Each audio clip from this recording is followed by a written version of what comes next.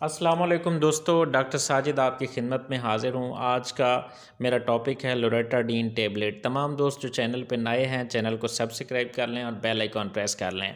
दोस्तों, लोरेटाडीन टेबलेट ये anti histamines से इसका ताल्लुक़ है। जो एलर्जी किसी किस्म की हो, ऑल टाइप्स ऑफ एलर्जी जो है उसमें ये इस्तेमाल हो सकती है। 10 mg की स्ट्रेंथ में ये मुख्तलिफ़ नाम से मार्केट में अवेलेबल है।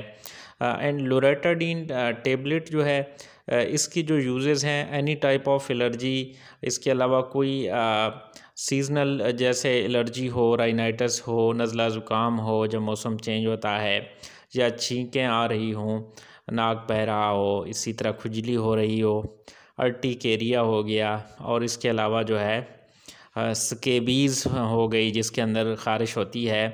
तो ये तमाम जो एलर्जी की जो किस्में हैं उसमें ये इफ़ेक्टिव है। इसकी जो डोज़ है आम तौर पे 1 एट नाइट, रात को एक गोली खानी होती है। और ये थोड़ा सा सिडेशन काज़ करती है, नींद ज़्यादा आ सकती है, ड्राउज़ीनेस फीलिंग हो सकती है, नाज़िया वोमिटिंग भी हो सकती है।